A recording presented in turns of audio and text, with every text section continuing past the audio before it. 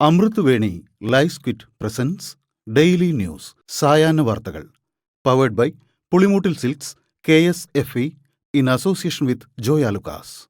ഇത്തവണ ഫസ്റ്റ് അടിക്കില്ലേ നമ്മള്?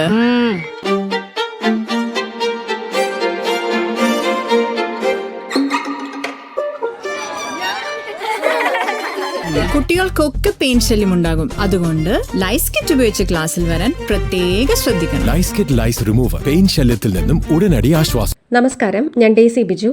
ഡെയിലി ന്യൂസിന്റെ സായന വാർത്തകളിലേക്ക് സ്വാഗതം. ഇന്ന് ഒക്ടോബർ 22 ബുധനാഴ്ച. ശബരിമലയിൽ അയ്യനെ തൊഴുത് രാഷ്ട്രപതി ദ്രൗപദി മുർമു. ഇരുമുടിക്കെട്ടുമായി 18ാം പടി ചവിട്ടിയാണ് അയ്യപ്പ ദർശനം പൂർത്തിയാക്കിയിരിക്കുന്നത്. പമ്പയിലെത്തി സ്നാനത്തിന് ശേഷം കെട്ടുനിറച്ചതിന് പിന്നാലെ 11:30ഓടെയാണ് സന്നിധാനത്തേക്കുള്ള യാത്ര തിരിച്ചത്. കനത്ത സുരക്ഷയിൽ പ്രത്യേക വാഹനത്തിലാണ് മല കയറിയത്. സന്നിധാനത്തെത്തിയ രാഷ്ട്രപതിയെ തന്ത്രി കണ്ഠരര് മഹേഷ് മോഹനര് പൂർണ്ണകുംഭം നൽകി സ്വീകരിച്ചു. ഇന്നലെ തലസ്ഥാനത്തെത്തിയ രാഷ്ട്രപതി ഇന്ന് രാവിലെ 7:30ഓടെയാണ് രാജ്ഭവനിൽ നിന്ന് തിരുവനന്തപുരം വിമാനത്താവളത്തിലേക്ക് പുറപ്പെട്ടത്. തുടർന്ന് ഹെലികോപ്റ്ററിൽ പത്തനംതിട്ടയിലേക്ക് പോയി. രാവിലെ 9ഓടെ കോന്നി പ്രമാടം ഇൻഡോർ സ്റ്റേഡിയത്തിൽ ഹെലികോപ്റ്റർ ഇറങ്ങി റോഡ് മാർഗം പമ്പയിലേക്ക് പോവുകയായിരുന്നു. പ്രമാടം ഇൻഡോർ സ്റ്റേഡിയത്തിൽ വെച്ച് രാഷ്ട്രപതിയെ ദേവസ്വം വകുപ്പ് മന്ത്രി VN വാസവന്റെ നേതൃത്വത്തിൽ സ്വീകരിച്ചു. Anto Antony MP, KU Janeesh Kumar MLA, Pramod Narayan MLA, ജില്ലാ കളക്ടർ S പ്രേംകൃഷ്ണൻ, ജില്ലാ പോലീസ് മേധാവി R ആനന്ദ് എന്നിവരും സ്വീകരിക്കാനെത്തി. ശബരിമല ദർശനത്തിനെത്തിയ രാഷ്ട്രപതി ദ്രൗപദി മുർമു സഞ്ചരിച്ച ഹെലികോപ്റ്റർ ഇറങ്ങിയ സ്ഥലത്തെ കോൺക്രീറ്റ് തറ താഴ്ന്നുപോയി. പത്തനംതിട്ടയിലെ കോന്നി പ്രമാടം ഇൻഡോർ സ്റ്റേഡിയത്തിൽ ഒരുക്കിയ ഹെലിപാഡിലാണ് സംഭവം. ഹെലികോപ്റ്ററിന്റെ ടയറുകൾ കോൺക്രീറ്റിൽ താഴ്ന്നു പോവുകയായിരുന്നു. തുടർന്ന് പോലീസും ഫയർഫോഴ്സും ചേർന്ന് ഹെലികോപ്റ്റർ തള്ളി നീക്കി. രാഷ്ട്രപതി സുരക്ഷിതമായി തന്നെയായിരുന്നു ഇറങ്ങിയത്. എന്നാൽ ഇറങ്ങിയ ശേഷമാണ് ഹെലികോപ്റ്ററിന്റെ ടയറുകൾ താഴ്ന്നുപോയത്. നിലക്കലിൽ ഇറങ്ങാനായിരുന്നു നേരത്തെ തീരുമാനിച്ചിരുന്നത്. എന്നാൽ പ്രതികൂലമായ കാലാവസ്ഥ കാരണം പ്രമാടം ഇൻഡോർ സ്റ്റേഡിയത്തിൽ ഇറങ്ങാൻ തീരുമാനിക്കുകയായിരുന്നു.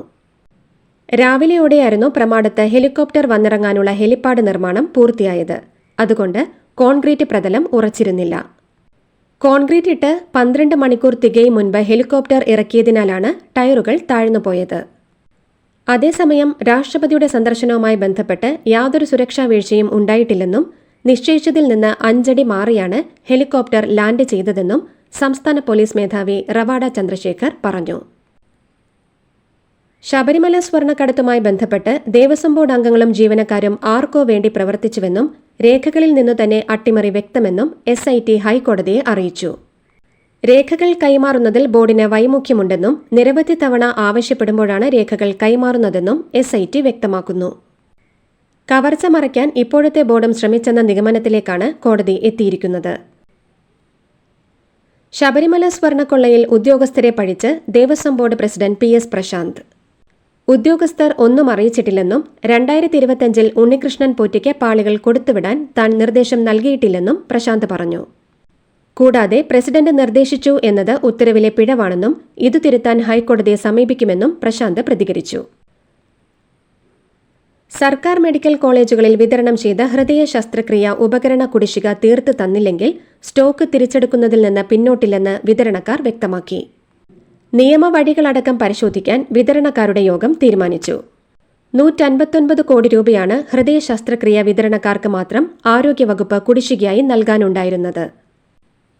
ആവർത്തിച്ച മുന്നറിയിപ്പുകൾ നൽകിയിട്ടും സമയപരിധി നീട്ടി നൽകിയിട്ടും ഇതിൽ 30 കോടി മാത്രമാണ് സർക്കാർ നൽകാൻ തയ്യാറായത്.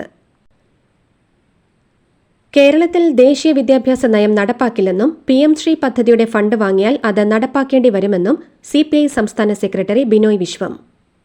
ദേശീയ വിദ്യാഭ്യാസ നയം നടപ്പാക്കാനുള്ള കുറുക്കുവഴിയാണ് PM ശ്രീയെന്നും ഫണ്ടും നയവും തമ്മിൽ ബന്ധമുള്ളതാണെന്നും അദ്ദേഹം പറഞ്ഞു. അതേസമയം PM ശ്രീയിൽ എതിർപ്പ് തുടരാൻ പാർട്ടി മന്ത്രിമാർക്ക് ബിനോയ് വിശ്വം നിർദ്ദേശം നൽകിയതായാണ് വിവരം. CPIയെ പരിഹസിച്ച് പ്രതിപക്ഷ നേതാവ് VD സതീശൻ. ആരാണ് CPI എന്നാണ് CPM സംസ്ഥാന സെക്രട്ടറി MV ഗോവിന്ദൻ ചോദിച്ചതെന്ന് ചൂണ്ടിക്കാട്ടിയ സതീശൻ നാണം കെട്ട് എന്തിനാണ് ഇങ്ങനെ LDFൽ നിൽക്കുന്നതെന്നും ചോദിച്ചു. NDAയിൽ നിന്നും LDFൽ നിന്നും നിരവധി പാർട്ടികൾ UDFിലേക്ക് വരാനായി കാത്തു നിൽക്കുന്നുണ്ടെന്നും എന്നാൽ നിലവിൽ ചർച്ചകൾ നടത്തിയിട്ടില്ലെന്നും പ്രതിപക്ഷ നേതാവ് വ്യക്തമാക്കി. PM ശ്രീയിൽ ചേർന്നാലും ദേശീയ വിദ്യാഭ്യാസ നയം നടപ്പാക്കില്ലെന്ന നിലപാട് സംസ്ഥാന സർക്കാരിന് സ്വീകരിക്കാനാകില്ലെന്ന് റിപ്പോർട്ടുകൾ. എന്തെന്നാൽ NEP അംഗീകരിക്കണമെന്നാണ് PM ശ്രീ പദ്ധതിയുടെ മാർഗരേഖയിലെ ആദ്യ വ്യവസ്ഥ. NEP സംസ്ഥാന വ്യാപകമായി നടപ്പാക്കണമെന്ന വ്യവസ്ഥ PM ശ്രീയുടെ ധാരണാപത്രത്തിലും ഉണ്ട്. ഫണ്ട് വേണം, പക്ഷേ നയം നടപ്പാക്കില്ലെന്നതാണ് വിദ്യാഭ്യാസ മന്ത്രിയും CPM നേതാക്കളും ആവർത്തിക്കുന്നത്. PM ശ്രീ പദ്ധതിയുടെ കാര്യത്തിൽ നിലപാട് വ്യക്തമാക്കി പ്രതിപക്ഷ നേതാവ് VD സതീശൻ. കേന്ദ്ര ഫണ്ട് വാങ്ങുന്നതിൽ തെറ്റില്ലെന്ന് പറഞ്ഞ പ്രതിപക്ഷ നേതാവ് BJPയുടെ വർഗീയ അജണ്ട നടപ്പിലാക്കാൻ പാടില്ലെന്നും അഭിപ്രായപ്പെട്ടു. മോദിയുടെ വീട്ടിൽ നിന്നല്ല കേന്ദ്ര ഫണ്ട് നൽകുന്നതെന്നും കോൺഗ്രസ് ഭരിക്കുന്ന സംസ്ഥാനങ്ങളിൽ തങ്ങൾ അധികാരത്തിൽ വരുന്നതിന് മുൻപാണ് PM ശ്രീ പദ്ധതി നടപ്പാക്കിയതെന്നും പ്രതിപക്ഷ നേതാവ് കൂട്ടിച്ചേർത്തു.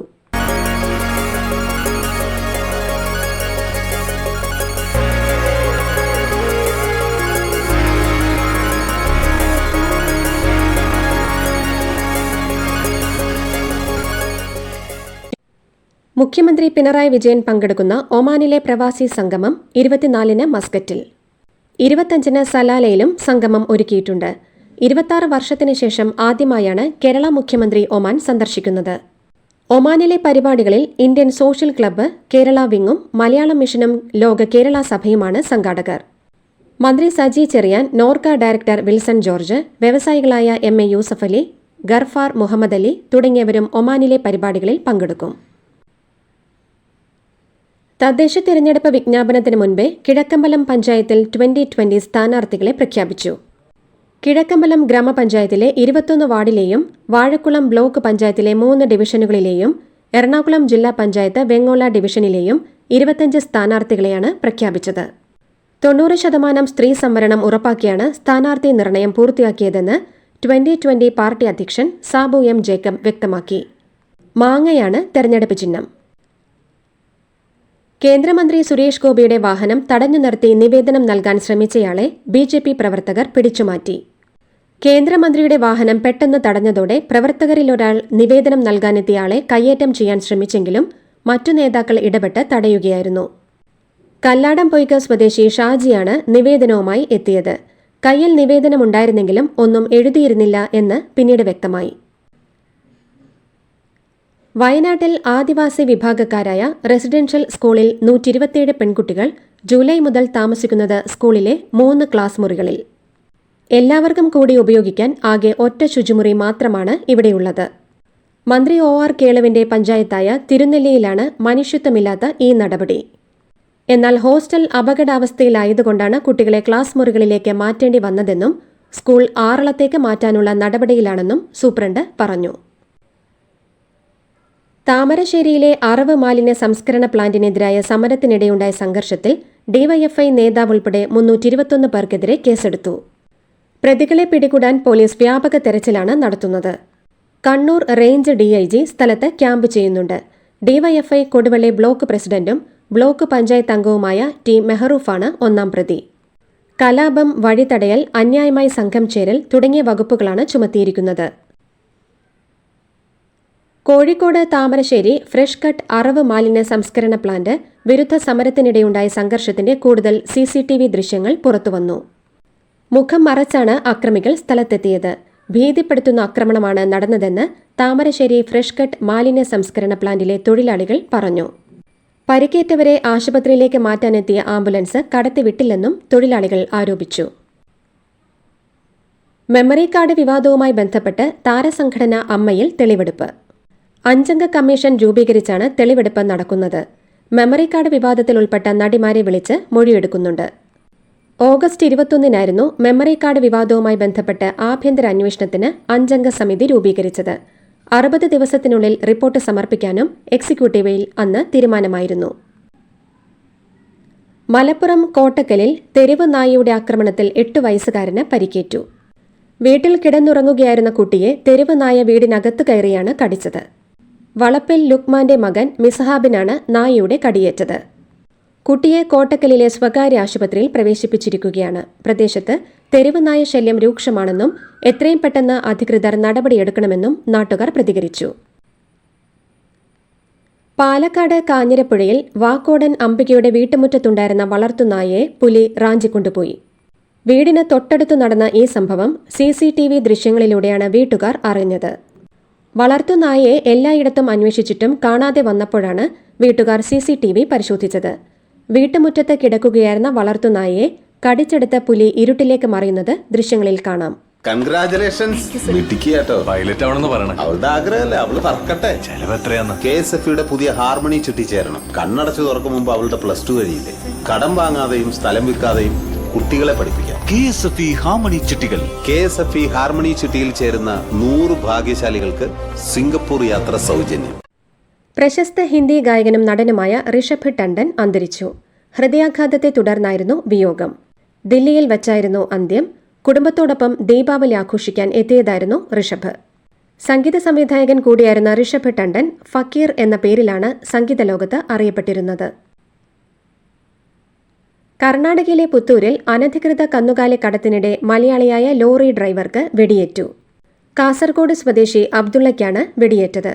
പരിശോധനയ്ക്കിടെ നിർത്താതെ പോയതിനെ തുടർന്നാണ് പിന്തുടർന്നെത്തിയ പുത്തൂർ റൂറൽ പോലീസ് സംഘം അബ്ദുള്ളയുടെ കാലിൽ വെടിയുതിർത്തത്.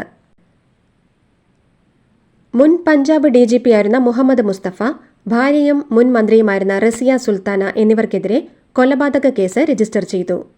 ഇവരുടെ മകൻ അഖിൽ അക്തർ 5 ദിവസം മുൻപാണ് മരിച്ചത്. മരണത്തിന് പിന്നാലെ അഖിൽ റെക്കോർഡ് ചെയ്തു വെച്ചിരുന്ന വീഡിയോകൾ പുറത്തു വന്നതോടെയാണ് കേസ് രജിസ്റ്റർ ചെയ്തത്. തന്റെ ഭാര്യയുമായി പിതാവിന് അവിഹിത ബന്ധമുണ്ടെന്നും തന്നെ കൊലപ്പെടുത്താൻ പദ്ധതിയുണ്ടെന്നുമടക്കം ഞെട്ടിക്കുന്ന ആരോപണങ്ങളാണ് വീഡിയോയിലുള്ളത്. എന്നാൽ തനിക്കും കുടുംബത്തിനുമെതിരെയുള്ള ആരോപണങ്ങൾ മുസ്തഫ നിഷേധിച്ചു. മകൻ കഴിഞ്ഞ 18 വർഷമായി മയക്കുമരുന്നിന് അടിമയാണെന്നും വരും ദിവസങ്ങളിൽ സത്യം ജനങ്ങൾക്ക് മുൻപിൽ വെളിപ്പെടുമെന്നും അദ്ദേഹം പറഞ്ഞു. അഫ്ഗാനിസ്ഥാനിലെ കാബൂളിൽ വീണ്ടും ഇന്ത്യൻ എംബസി തുറന്നതിനെ സ്വാഗതം ചെയ്ത് താലിബാൻ. ഇന്ത്യയുമായുള്ള ബന്ധം മെച്ചപ്പെടുത്തുമെന്ന് താലിബാൻ പ്രതിരോധ മന്ത്രി മുല്ല യാക്കൂബ് അഫ്ഗാൻ വ്യക്തമാക്കി. അഫ്ഗാനിസ്ഥാൻ അതിർത്തിയിലെ പാകിസ്ഥാൻ സംഘർഷത്തിന് പിന്നിൽ ഇന്ത്യയാണെന്ന പാകിസ്ഥാന്റെ പ്രചാരണം യാക്കൂബ് തള്ളി. അഫ്ഗാനിസ്ഥാനിലെ ഇന്ത്യൻ ടെക്നിക്കൽ മിഷനെയാണ് ഇന്ത്യ എംബസിയായി ഉയർത്തിയത്. ബീഹാർ തെരഞ്ഞെടുപ്പ് പ്രചരണത്തിന് രാഹുൽ ഗാന്ധി എവിടെയെന്ന പരിഹാസവുമായി JDU. ഹൈഡ്രജൻ ബോംബിനെക്കുറിച്ച് മിണ്ടാട്ടമില്ലെന്നും വോട്ടർ പട്ടിക പരിഷ്കരണം പ്രചാരണമാക്കാൻ കോൺഗ്രസിനെ വെല്ലുവിളിക്കുന്നുവെന്നും ബീഹാറിൽ അക്കാര്യം ഇപ്പോൾ വിഷയമേ അല്ലെന്നും JDU ദേശീയ വർക്കിംഗ് പ്രസിഡന്റ് സഞ്ജയ് ധ MP പറഞ്ഞു. അതേസമയം ബീഹാറിൽ മഹാസഖ്യത്തിലെ തർക്കം തീർക്കാൻ KC വേണുഗോപാൽ തേജസ്വി യാദവുമായി സംസാരിച്ചു. മഹാസഖ്യത്തിൽ ഭിന്നത തുടരുന്നതിനിടെ മുഖ്യമന്ത്രി സ്ഥാനാർത്ഥിയായി സ്വയം പ്രഖ്യാപിച്ച് തേജസ്വി യാദവ്. അധികാരത്തിലെത്തിയാൽ സ്ത്രീകൾക്ക് വമ്പൻ പദ്ധതികൾ നടപ്പാക്കുമെന്ന് അദ്ദേഹം പ്രഖ്യാപിച്ചു. മഹാസഖ്യ നേതാക്കളെ ഒപ്പം കൂട്ടാതെ തേജസ്വി ഒറ്റയ്ക്ക് വാർത്താസമ്മേളനം നടത്തി. അനുനയ നീക്കത്തിന്റെ ഭാഗമായി കോൺഗ്രസ് നേതാവ് അശോക് ഗെഹ്ലോട്ടും തേജസ്വി യാദവിനെ കണ്ടു. വാർത്താസമ്മേളനത്തിൽ ഉടനീളം ബീഹാറിനെ നയിക്കുമെന്നാവർത്തിച്ചാണ് മഹാസഖ്യത്തിന്റെ മുഖം താൻ തന്നെയെന്ന് തേജസ്വി യാദവ് അവകാശപ്പെട്ടത്. കേന്ദ്ര ആഭ്യന്തരമന്ത്രി അമിത്ഷായ്ക്ക് ജന്മദിനാശംസകൾ നേർന്ന് പ്രധാനമന്ത്രി നരേന്ദ്രമോദി. അമിത്ഷായുടെ 61ാം ജന്മദിനമാണ് ഇന്ന്. പൊതുസേവനത്തിലുള്ള അദ്ദേഹത്തിന്റെ സമർപ്പണവും കഠിനാധ്വാനവും ഏറെ പ്രകീർത്തിക്കപ്പെട്ടതാണെന്നും ഇന്ത്യയുടെ ആഭ്യന്തര സുരക്ഷാ സംവിധാനം ശക്തിപ്പെടുത്തുന്നതിനും ഓരോ ഇന്ത്യക്കാരനും സുരക്ഷിതത്വവും അന്തസ്സും നിറഞ്ഞ ജീവിതം നയിക്കുമെന്ന് ഉറപ്പാക്കുന്നതിനും അദ്ദേഹം പ്രശംസനീയമായ ശ്രമങ്ങൾ നടത്തിയിട്ടുണ്ടെന്നും മോദി എക്സിൽ കുറിച്ചു. ദില്ലിയിൽ വായു മലിനീകരണ തോതിൽ കുറവുണ്ടെന്ന് മുഖ്യമന്ത്രി രേഖ ഗുപ്ത. കഴിഞ്ഞ ദിവസത്തെ സംബന്ധിച്ച് മലിനീകരണ തോതിൽ കുറവ് വന്നിട്ടുണ്ടെന്നും മലിനീകരണം കുറയ്ക്കുന്നതിനായി സർക്കാർ ആവശ്യമായ എല്ലാ നടപടികളും സ്വീകരിക്കുന്നുണ്ടെന്നും രേഖ ഗുപ്ത അറിയിച്ചു. ദീപാവലി ആഘോഷങ്ങൾക്ക് പിന്നാലെ ദില്ലിയിലെ വായു മലിനീകരണ തോത് കുത്തനെ ഉയർന്നിരുന്നു. നഗരത്തിൽ ശരാശരി വായു ഗുണനിലവാരം 350 രേഖപ്പെടുത്തിയത്. പ്രധാനമന്ത്രി നരേന്ദ്രമോദിയുമായി താൻ ഇന്നലെയും സംസാരിച്ചെന്നും റഷ്യയിൽ നിന്നുള്ള എണ്ണ ഇറക്കുമതി ഇന്ത്യ കുറയ്ക്കുമെന്ന് മോദി ഉറപ്പു നൽകിയെന്നും US പ്രസിഡന്റ് ഡൊണാൾഡ് ട്രംപ്. ഇന്ത്യയുടെ നിലപാട് യുക്രൈനിലെ സമാധാനത്തിന് വഴിയൊരുക്കുമെന്നും അദ്ദേഹം പറഞ്ഞു. ഇന്ത്യ പാകിസ്ഥാൻ സംഘർഷത്തിൽ താൻ സമാധാനം സ്ഥാപിക്കാൻ ഇടപെട്ടെന്ന അവകാശവാദവും അദ്ദേഹം വീണ്ടും ഉന്നയിച്ചു. ഇന്ത്യ റഷ്യ ബന്ധത്തിൽ എതിർപ്പ് തുടരുമ്പോഴും പ്രധാനമന്ത്രി നരേന്ദ്രമോദിയെ ഫോണിൽ വിളിച്ച് US president Donald Trump. American president വിളിച്ചത് ദീപാവലി ആശംസകൾ അറിയിക്കാനാണെന്ന് പ്രധാനമന്ത്രി എക്സിലൂടെ വെളിപ്പെടുത്തി. റഷ്യയിൽ നിന്ന് ഒത്തിരി എണ്ണ ഇനി ഇന്ത്യ വാങ്ങില്ലെന്ന് ഉറപ്പ് മോദി നൽകിയെന്ന ട്രംപിന്റെ പുതിയ അവകാശവാദത്തിന് പിന്നാലെയാണ് പ്രധാനമന്ത്രിയുടെ പ്രതികരണമെന്നത് ശ്രദ്ധേയമാണ്. ദീർഘദൂര മിസൈലുകൾ ഉപയോഗിച്ച് റഷ്യയിലെ കെമിക്കൽ പ്ലാന്റ് ആക്രമിച്ചതായി യുക്രൈന്റെ അവകാശവാദം. ബ്രിട്ടീഷ് നിർമ്മിത ദീർഘദൂര മിസൈലായ സ്റ്റോം ഷാഡോ മിസൈലുകൾ ഉപയോഗിച്ചാണ് ആക്രമണം നടത്തിയതെന്നാണ് യുക്രൈൻ അറിയിച്ചത്. ബഹിരാകാശത്ത് ചരിത്രം സൃഷ്ടിച്ച് ഇലോൺ മസ്കിന്റെ കമ്പനിയായ സ്പേസ് എക്സ്. സ്റ്റാർലിങ്ക് ഉപഗ്രഹ ഇന്റർനെറ്റ് പദ്ധതിക്കായി സ്പേസ് എക്സ് വിക്ഷേപിച്ച ഉപഗ്രഹങ്ങളുടെ എണ്ണം 10,000 പിന്നിട്ടു. 28 സ്റ്റാർലിങ്ക് ഇന്റർനെറ്റ് ഉപഗ്രഹങ്ങളെയും വഹിച്ചുകൊണ്ട് ഒക്ടോബർ 19 കാലിഫോർണിയയിലെ വാന്റൻബർഗ് സ്പേസ് ഫോഴ്സ് ബേസിൽ നിന്ന് ഫാൽക്കൺ 9 റോക്കറ്റ് കുതിച്ചുയർന്നതോടെയാണ് സ്പേസ് എക്സ് പ്രധാന നാഴികക്കല്ലുകൾ പിന്നിട്ടത്. ഇതോടുകൂടി ഡെയിലി ന്യൂസിന്റെ ഇന്നത്തെ സായന വാർത്തകൾ സമാപിക്കുന്നു. ഡെയിലി ന്യൂസിന് വേണ്ടി വാർത്തകൾ വായിച്ചത് ഡെയ്സി ബിജു. DailyNewsLive.in വാർത്തകൾ വിരൽ തുമ്പിൽ.